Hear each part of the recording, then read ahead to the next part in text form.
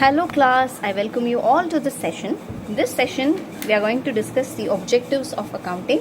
In the last video, we would have discussed 5 objectives. Fifth one should be discussed in detail. So I'll just give a recap of all these and move to the fifth one in depth. First one is the main aim of accounting is to maintaining accounting records. Obviously, I told you, you have a lot of transactions. To maintain a systematic record, you need accountancy. Then you have determining the profits or losses. In order to find whether the organization is making a profit or a loss, you need to have trading and P&L account prepared, by which you can identify your revenues and expenditure. Thereby you can tap your profits or losses. So it generally it says a financial performance. Then you have determining the financial position, which is set by the balance sheet. Then facilitating the management. For management will require to make a lot of decisions. Okay, it has to make budgeting, it has to make forecast, it has to make policies changes and accordingly. So financial information given by accounting will be very helpful in order to make sure that they take a correct decision which will affect the management on the whole in a positive way. Okay, and then you have the fifth one, which is providing accounting information to users, which is users can be internal as well as external. Internal users are owners and managers, management, and you have employees, workers. Now, owners and managers for sole trader means one and the same. Okay, even partnership, it means one and the same. But for joint stock companies are two different things. Okay, they are two different things. Now, sole trader, who is a sole trader? The one person who manages the business is called as a sole trader. He manages the entire business. Okay, it is his responsibility to manage the business to earn profit. So, sole trader means a person who is who is a one person who manages the entire business. The entire profits, whatever he is earning, it is his profit. If he suffers loss, then it is his loss. That's it. No one will be there to share his losses apart from the family members who are not related to the business. Okay. So, sole proprietorship, it means management and the owners are the same. Then partnership means if 2 or 3 people, if more than one people, more than one, that is 2 and above. Okay, above more than 2. More than 2 join hands to take up a business, then they are called as partnership firms. They are partners basically. So then too the owners and the management are the same mostly. For joint stock company, it is different. Joint stock company has owners who are called as shareholders. Okay, can you understand this? This is shareholders. Okay, shareholders, the short form that I will be using is SH.HOLDERS. Okay, and you have the management who are called as board of directors. So it is the board of directors who take care of the management. The owners are basically who provides the fund, okay, to the business, and the management will take care of the application of fund.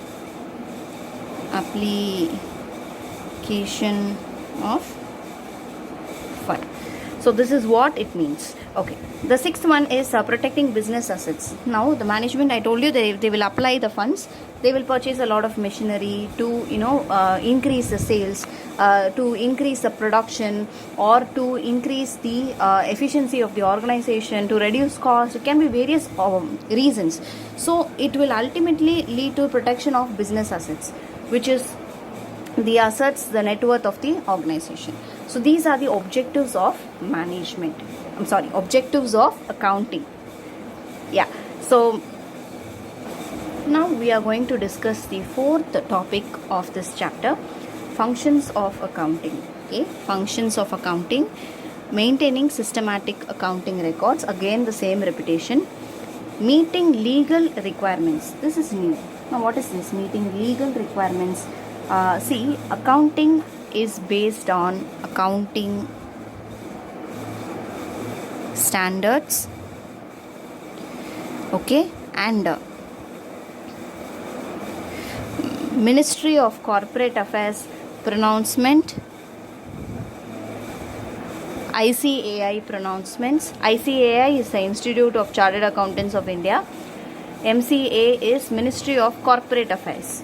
Now they are the bodies which is telling the accountants to use a particular standards while preparing financial statement, while preparing accounts. Okay, they are giving some concepts, conventions that needs to be followed compulsorily if you are following this accounting language. Okay, so that is called as, it is as per law. It is as per what law? Company law, which is given by Companies Act 2013 for joint stock companies, Partnership Act 1932 for partnership firms. For sole proprietorship, you don't have any act as such. It is not that much regulated as in case of Companies and Partnership Act.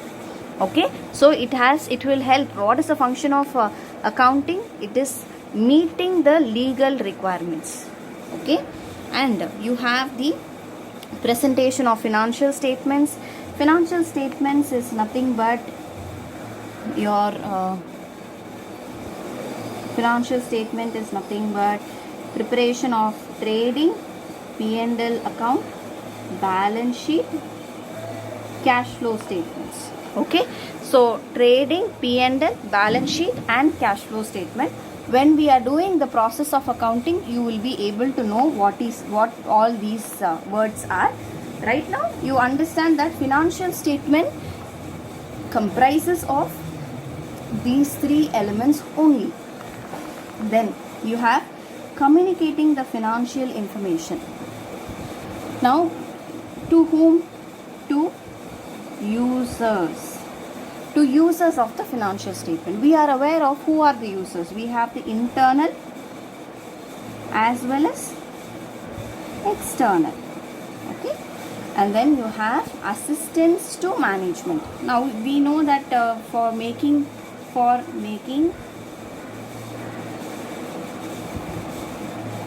appropriate decisions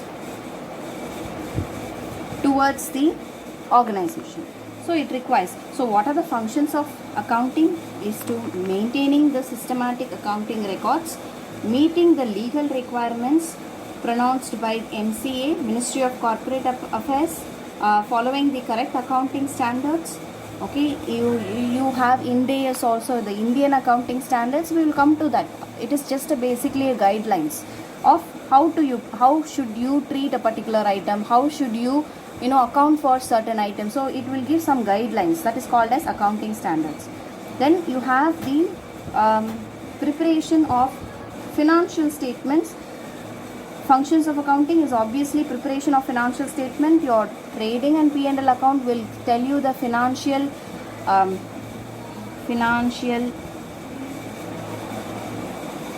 performance. Your balance sheet will tell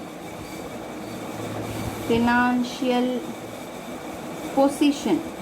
Okay, so performance, profit and loss, position, balance sheet. Cash flow will tell you the cash flow, basically inflow of cash and outflow of cash in various activities. Then communicating the financial information to users, both internal as well as external. Now we are going to look into the advantages of accounting.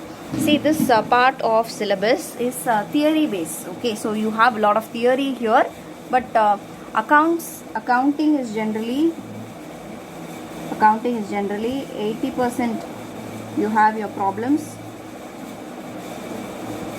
20% will be theory generally. Okay, it can be 90% problems and 10% theory also. We do not know, it depends on the paper. Okay, just for information, not relevant now. Okay, so advantages of accounting. If the number one advantages is financial information about business. Obviously it gives a lot of financial information about business, how business is doing, what is the profit of the business, what are the assets of the business, how the funds are being applied in the business. All the information will be able to give. What is the liability of the business? All these things will be able to be given. Who are the creditors, who are the debtors, all these information. Second one is assistance to management. We don't need to elaborate because we know what assistance in the decision making process, it is helpful. Replaces memory. Otherwise what will happen if you do not have accounts?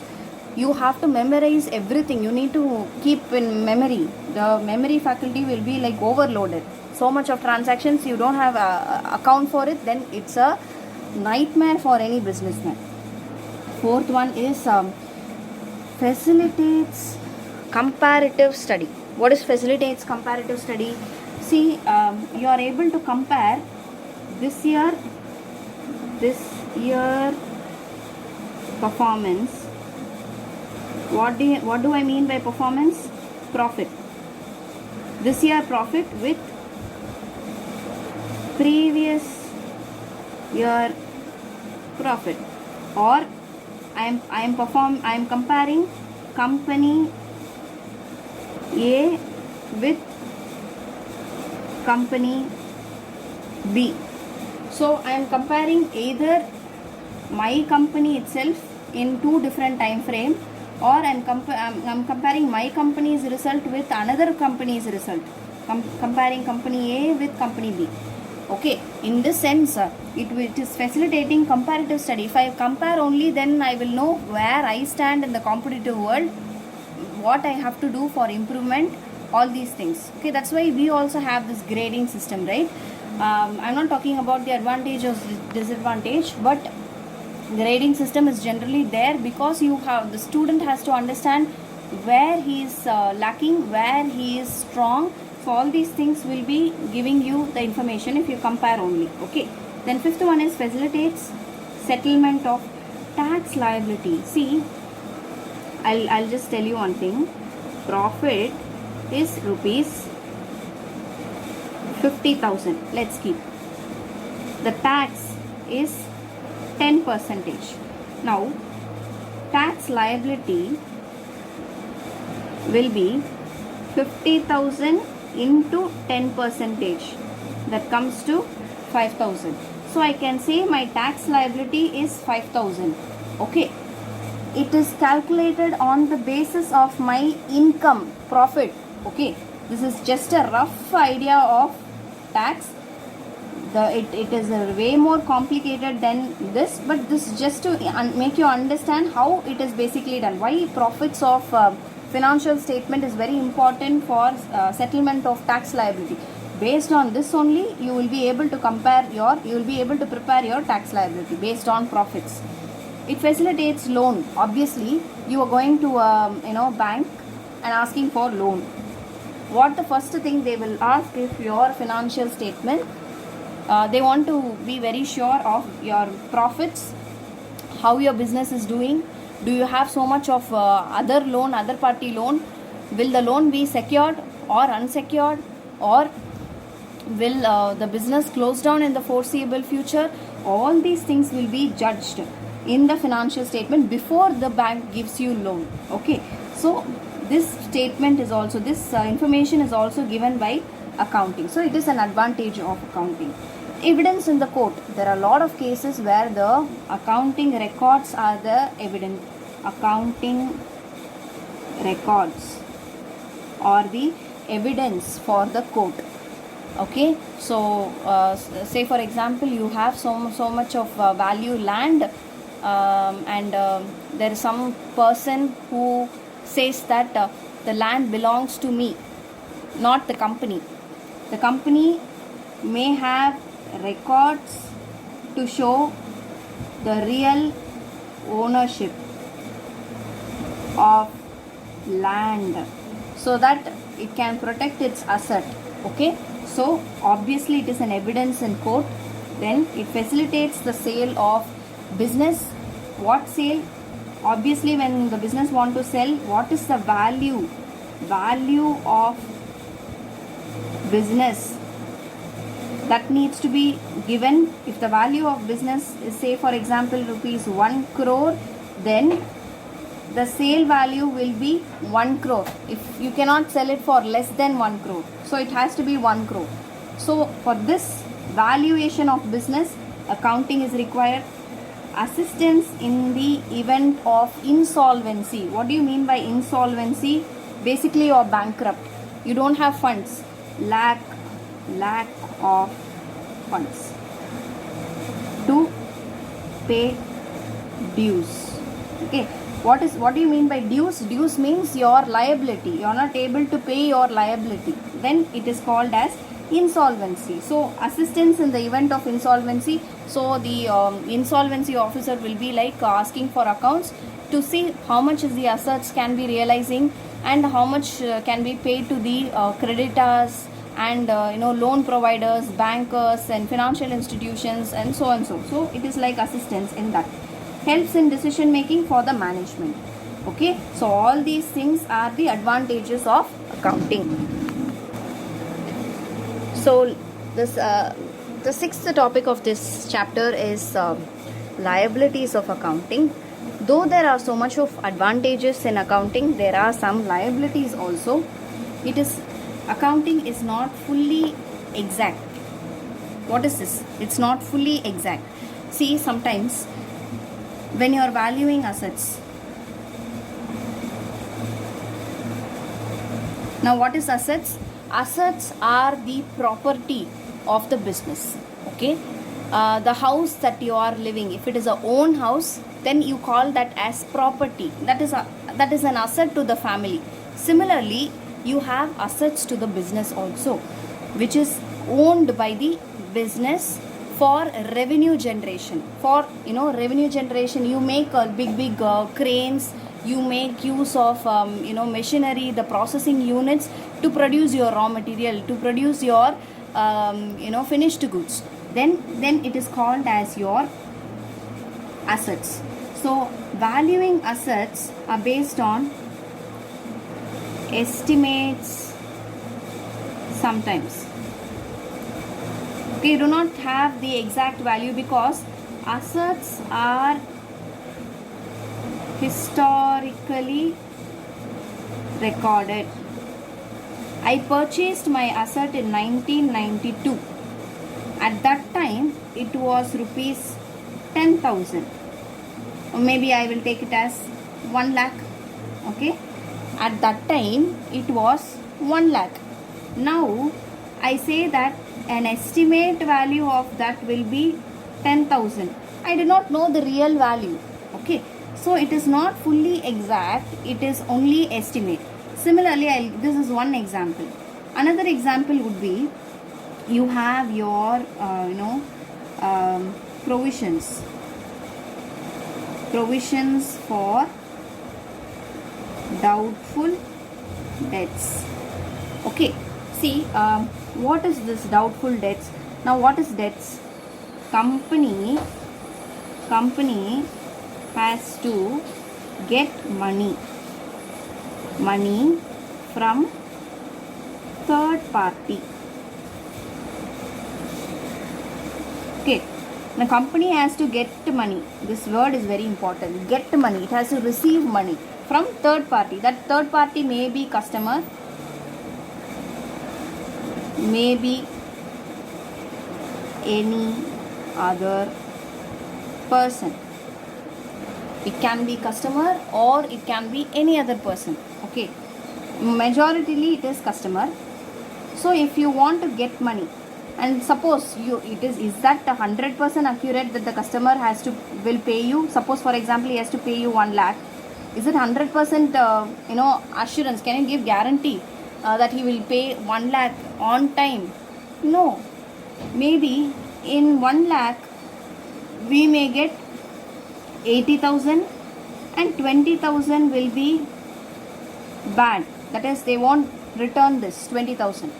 So obviously you need to provide for it. What is provide for this?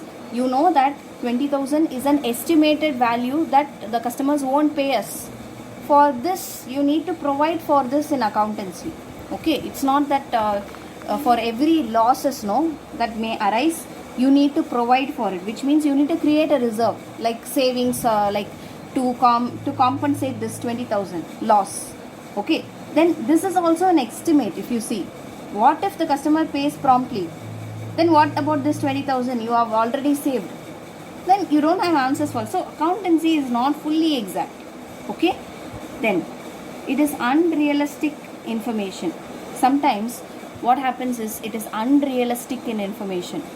One example is that value of land given in the balance sheet is rupees 70,000.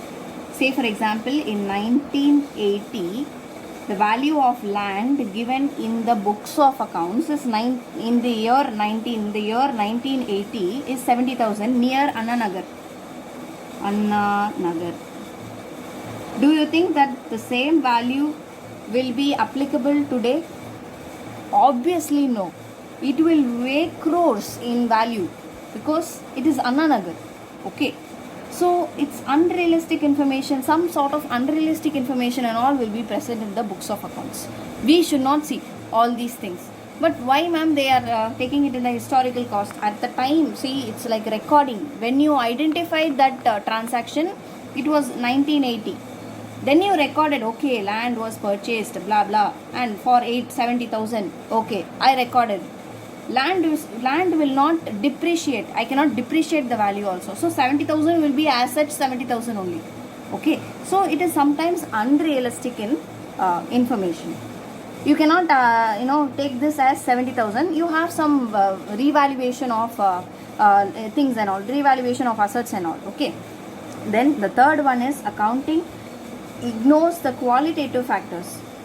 The efficiency of human resource, HR, that is the workers, the efficiency of workers, the quality of management, these are all qualitative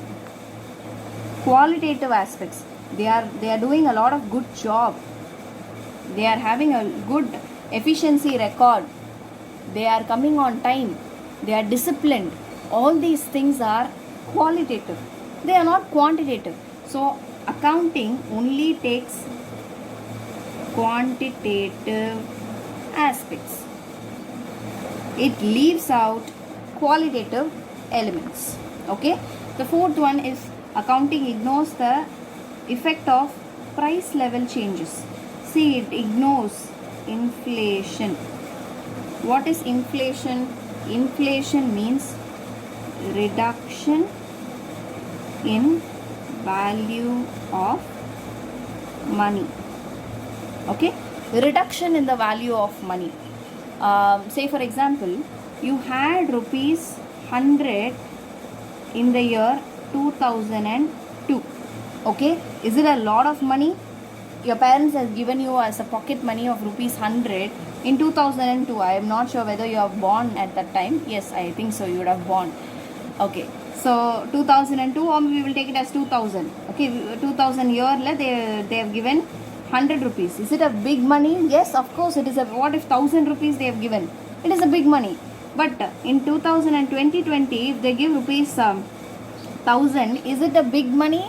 No, it's like it will go off if you just purchase some top or shoe or any sort of mobile case. This 10,000, I mean this $1,000 goes. So obviously the value of money reduced over a period of time. Or from this period to this period, 1,000 rupees, purchasing power of 1,000 rupees has reduced, which means the value of money is reduced. This and all will not be taken care of accounting. Okay. Then accounting may lead to window dressing. This word is very, very important in accountancy. we will discuss what is window dressing in the separate session.